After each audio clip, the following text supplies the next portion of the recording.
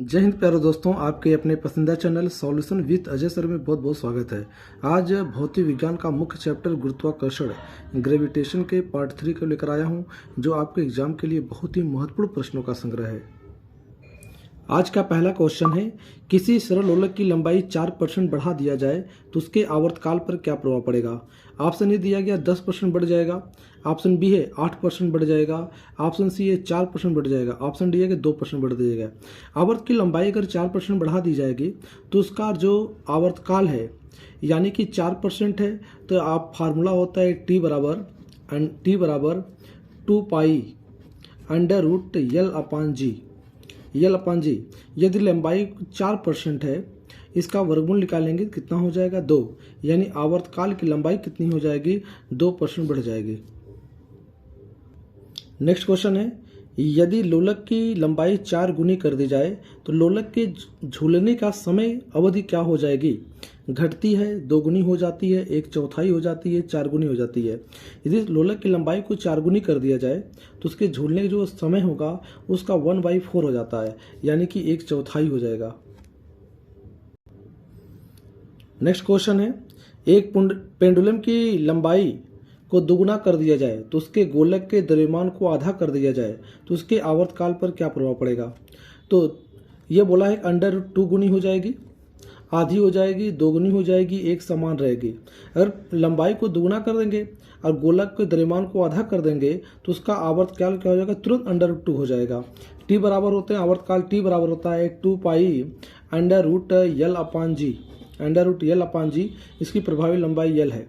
अगर इसको दुगुना कर दिया जाएगा तो अगर 2l कर दिया जाए, 2 पाई अंडर यल अपान जी अगर कैंसिल कर दिया जाएगा तो बचेगा 2l, यल से कैंसिल हो जाएगा तो बचेगा करीब 2 गुनी। राइट आंसर होंगे ए, यानी करीब 2 गुनी हो जाएगा। नेक्स्ट क्वेश्चन है, भारत द्वारा प्रक्षेपित प्रथम उपग्रह कौन सा था। तो भारत द्वारा प्रक्षेपित प्रथम उपग्रह कौन सा था। भास्कर है, अग्नि है, आर्यभट्ट है, वरुण है। तो भारत द्वारा जो प्रक्षेपित किया गया प्रथम उपग्रह था, आंसर होगा आर्यभट्ट, यानी आर्यभट्ट था। नेक्स्ट क्वेश्चन है, एक लिफ्ट में यदि व्यक्ति का प्रत्यक्ष भार वास्तविक भार से कम होता है तो लिफ्ट जा रही होगी, ऊपर जाएगी कि नीचे जाएगी। तो त्वरण से ऊपर जाती है, त्वरण से नीचे आती है, एक समान गति से ऊपर जाती है, एक समान गति से नीचे आती है। यदि एक लिफ्ट में किसी व्यक्ति का भार जो प्रत्यक्ष रूप से वास्तविक भार से कम प्रतीत होता है, जब लिफ्ट नीचे की ओर आएगी तो व्यक्ति को अपना भार घटा हुआ प्रतीत होता है, यानी वास्तविक भार से कम प्रतीत होता है। लेकिन जब लिफ्ट ऊपर जाती है व्यक्ति को अपना भार बढ़ा हुआ प्रतीत होता है। नीचे क्यों घटा हुआ प्रतीत होता है, क्योंकि पृथ्वी किसी वस्तु को अपनी तरफ आकर्षित करती है, यानी खींचती है गुरुत्वाकर्षण बल के कारण। इसलिए होगा एक समान त्वरण से नीचे की ओर जाने पर जब लिफ्ट नीचे जाएगी वस्तु को अपना वास्तविक भार कम प्रतीत होगा। राइट आंसर होगा बी, त्वरण के साथ नीचे जाएगी। नेक्स्ट क्वेश्चन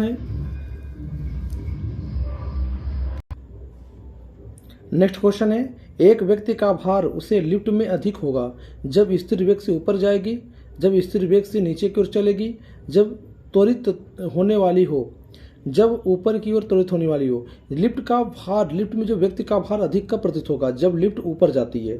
तो उस समय जब लिफ्ट ऊपर जाएगी तो व्यक्ति को भार अपना घटा हुआ प्रतीत नहीं होगा बल्कि बढ़ा हुआ प्रतीत होगा, क्योंकि उसे प्रतिक्रिया बल लगता है। तो ऊपर की ओर त्वरित होने पर लिफ्ट में व्यक्ति जो बैठा है उसका भार अधिक प्रतीत होगा, यानी कि अधिक प्रतीत होगा।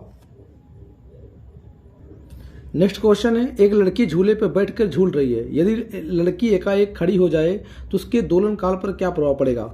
कम हो जाएगा, बढ़ जाएगा, दोलन काल रुक जाएगा, परिवर्तित हो जाएगा। एक लड़की झूले पर बैठकर झूला झूल रही है, यानी कि मान लीजिए हमने कह दिया कि ये दोलन काल है, इस पर झूला झूल रही है। क्या होगा कि टी बराबर होता है 2 पाई अंडर रूट यल अपान जी।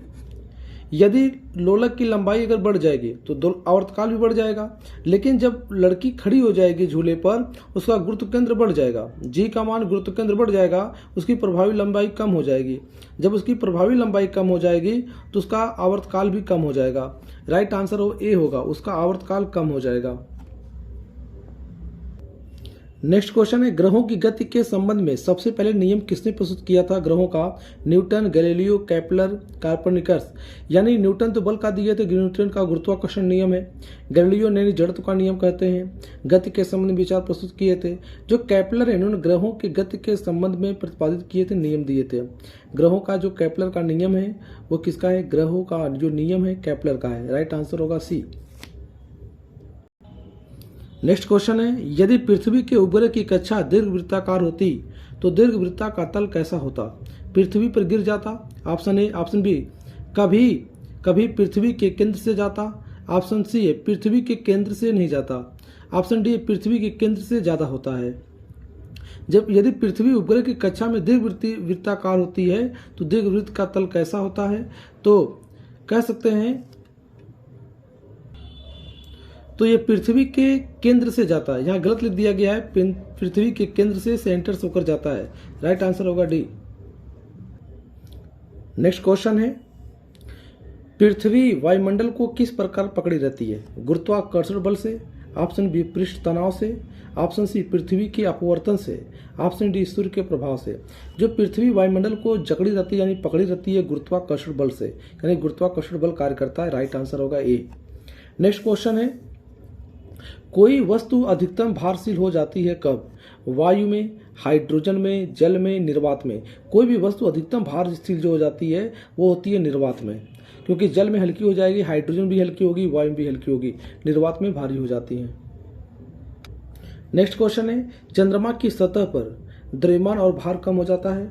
ऑप्शन बी है केवल द्रव्यमान कम हो जाता है। ऑप्शन सी है द्रव्यमान और भार दोनों अपरिवर्तित रहते हैं। ऑप्शन डी है द्रव्यमान स्थिर रहता है और केवल भार कम हो जाता है। जानते हैं चंद्रमा पर अगर किसी वस्तु को ले जाएं यानी उसके द्रव्यमान पर कोई प्रभाव नहीं पड़ेगा, लेकिन उसका द्रव्यमान जो भार पर प्रभाव पड़ता है। यानी कहते हैं द्रव्यमान तो स्थिर रहेगा, द्रव्यमान तो स्थिर रहता है, केवल जो बदलता है तो भार बदलेगा।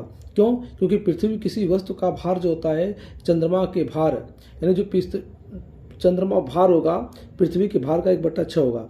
यदि पृथ्वी मान लीजिए 600 न्यूटन का बल लग रहा है तो चंद्रमा पे केवल 100 न्यूटन बल लगेगा, उसका 1/6वां भाग होता है। तो द्रव्यमान स्थिर रहता है, जो बदलता है कौन? द्रव्यमान बदलता है, यानी कि भार बदलता है, भार कम हो जाएगा, द्रव्यमान स्थिर रहेगा। द्रव्यमान बदलता नहीं है, द्रव्यमान स्थिर रहता है। राइट आंसर होगा डी। नेक्स्ट क्वेश्चन है, एक लड़के का भार चंद्रमा पर 200 न्यूटन है तो पृथ्वी उसका भार कितना होगा? अगर बात जो चंद्रमा भार 200 न्यूटन है, पृथ्वी कितना होगा? यानी 200 × 6 यानी कि 1200 न्यूटन होगा।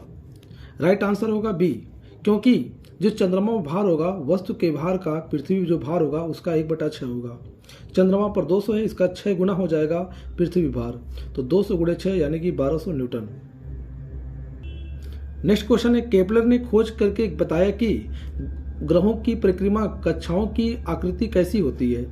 अति परिवलयकार होती है, दीर्घवृत्तीय होती है, वृत्तीय होती है, इनमें से कोई नहीं। इनका जो आकार होता है दीर्घवृत्ताकार आकार का होता है, इसको बोलते हैं लघु अक्ष, इसे बोलते हैं दीर्घ अक्ष। इनका जो वृत्ताकार मार्ग नहीं होता है बल्कि दीर्घवृत्तीय होते हैं। राइट आंसर होगा बी। नेक्स्ट क्वेश्चन है, अंतरिक्षयान के उच्च परिक्रमा कक्ष से निम्न कक्ष में आने पर उसके वेग पर क्या प्रभाव पड़ेगा? उसका वेग कम हो जाएगा, उसका वेग बढ़ जाएगा, उसका वेग अपरिवर्तित रहता है, इनमें से कोई नहीं। जब अंतरिक्षयान उच्च परिक्रमा करता हुआ कक्ष से निम्न कक्ष में आ जाता है तो उसके वेग पर यानी कि उसका वेग बढ़ जाएगा, उसका वेग कम नहीं होगा बल्कि उसका वेग क्या होगा? बढ़ जाएगा। अपरिवर्तित रहता है, ये कोई अपरिवर्तित रहने घटना नहीं होती है, ये बढ़ेगा या कम होगा, तो अब राइट आंसर होगा बढ़ जाएगा। जय हिंद दोस्तों।